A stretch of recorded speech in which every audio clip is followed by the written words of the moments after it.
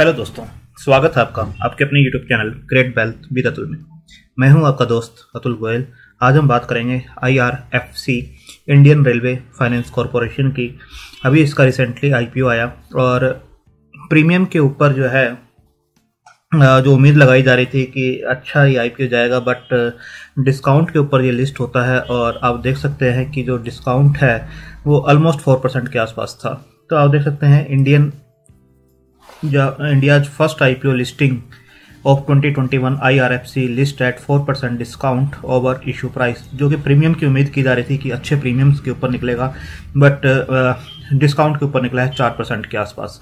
तो आगे क्या करना चाहिए, क्या इसके फंडामेंटल्स हैं, कैसे होल्ड करना चाहिए, तो किस वजह से ये डिस्काउंट के ऊपर लिस्ट हुआ, जबकि ग्रे मार्केट इसका स्टार्टिंग में अच्छा था, उसके बाद जरूर फिजल आउट होता हुआ वो नजर आया, धीरे धीरे नीचे आता हुआ नजर आया। जो ग्रे मार्केट का प्रीमियम था 7%, देन 2% और उसके बाद और भी नीचे। तो क्या इसे लेना चाहिए इस प्राइस के ऊपर, या इससे भी नीचे जा सकता है, और क्या रिस्क रिवार्ड रेशो बनता है वो हम एक चेक करते हैं इसके ऊपर। तो आप देख सकते हैं कि जो इसके फंडामेंटल्स हैं, आप देखिए पहले तो प्राइस को हम देख लेते हैं कितना नीचे ये गया था। तो आप डे की रेंज देखिए, 24.30 जो इसका लो था और 25.80 इसका हाई था, और 24.85 के आसपास ये बंद हुआ है 4.42% के डिस्काउंट के साथ, ₹1.15 नीचे। तो आप देख सकते हैं इस टाइप से 24.85 के आसपास ये अभी मिल रहा है। 24.30 का इसने एक लो बनाया है। तो फंडामेंटल कैसे हैं, अगर हम पिछले 5 सालों का इसके देखें तो क्विक लुक एक देख लेते हैं कि 5 सालों से इसके फंडामेंटल कैसे रहे हैं। तो एसेट्स देखेंगे तो 1,08,400 से बढ़कर 2,28,105 के आसपास जो 2020 की क्लोजिंग इन्होंने दी थी मार्च में। तो 5 सालों में देखिए 1,08,400 से बढ़कर 2,28,105 के आसपास पहुंच गए हैं। और इनकम देखिए 7560 जो हुआ करती थी वो 13,823 के आसपास पहुंच गई है। एक्सपेंसेज जरूर बढ़े हैं, 5557 करोड़ के जहां हुआ करते थे अब 10,167 के हैं।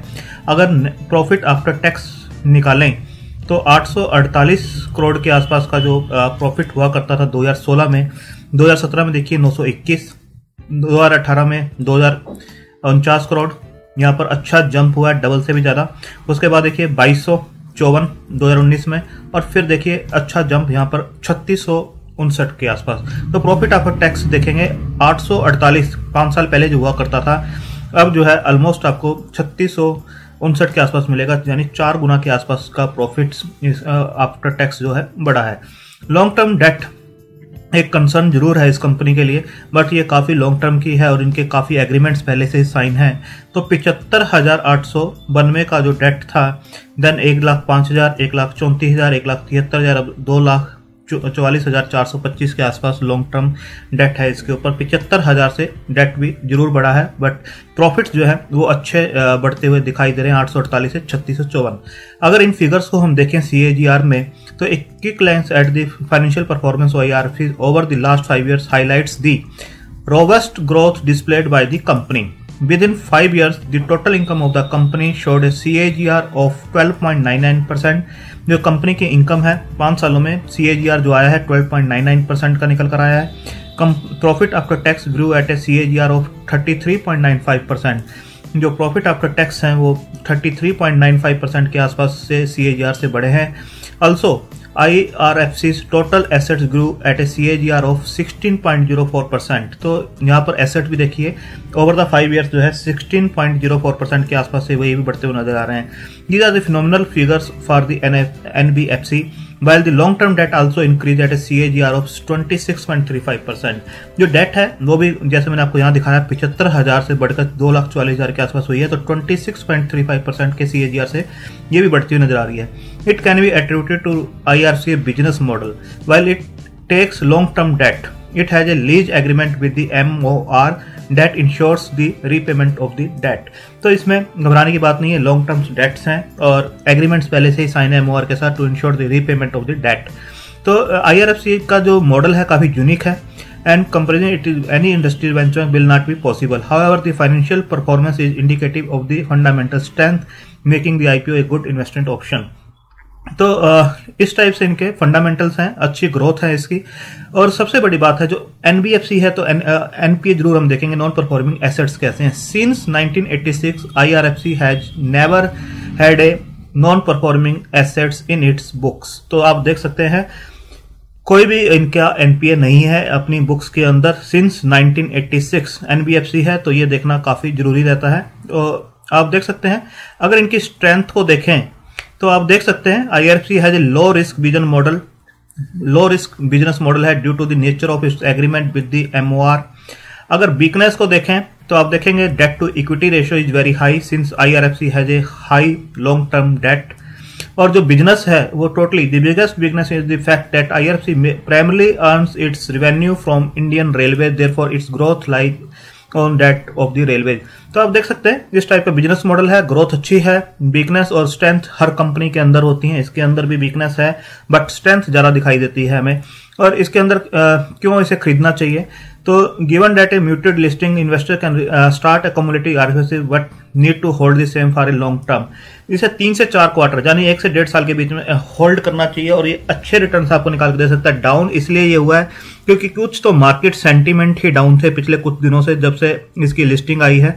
आप देखेंगे निफ्टी, बैंक निफ्टी सभी करेक्ट कर रहे थे, चाहे वो एनबीएफसी हो, तो इसका भी वहां से प्रीमियम जो है डाउन आते हुए दिखाई दिया है। बट आने वाले टाइम में जैसे जैसे मार्केट करेक्ट करेगी, सेंटीमेंट ठीक होंगे, तो बिल्कुल ये आपको परफॉर्म करता हुआ दिखाई देगा। 30 के लेवल तो ये आपको इजीली दिखाएगा। तो देख सकते हैं one should look to accumulate और add on more using the opportunity of muted listing.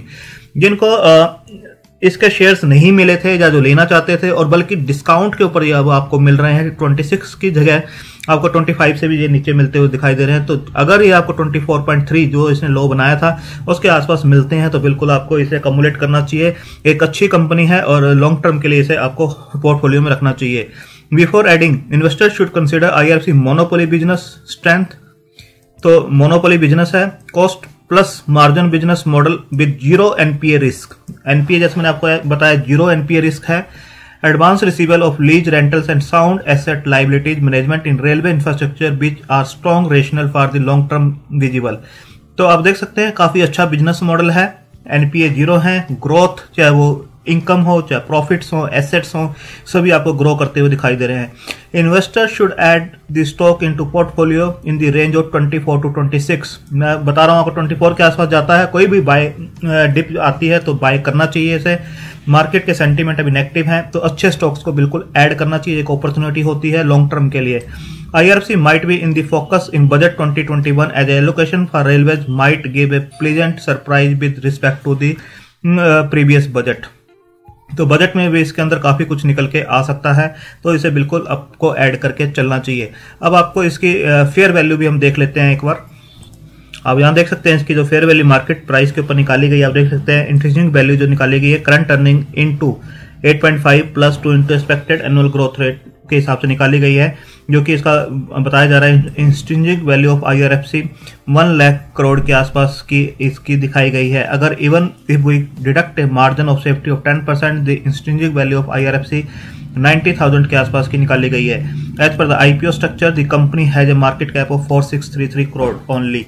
तो आप देख सकते हैं काफी इसकी जो वैल्यू है हाई वैल्यूएशंस हैं इसके, जबकि मार्केट कैप अभी काफी कम है इसका। यहाँ से स्टॉक आपको इजीली ऊपर जाता हुआ नजर आएगा। ये एक अपॉर्चुनिटी है, वीक मार्केट की वजह से स्टॉक जरूर आपको फिसलता हुआ नजर आया है, बट अब फंडामेंटल काफी साउंड कंपनी है और आने वाले टाइम में अच्छे रिटर्न्स आपको निकाल के दे सकती है। तो आप इसे बाय ऑन डिप की पॉलिसी के साथ अपने पोर्टफोलियो में लॉन्ग टर्म के लिए ऐड कर सकते हैं। ये आपको डेफिनेटली अच्छे रिटर्न्स बना के दे सकती है।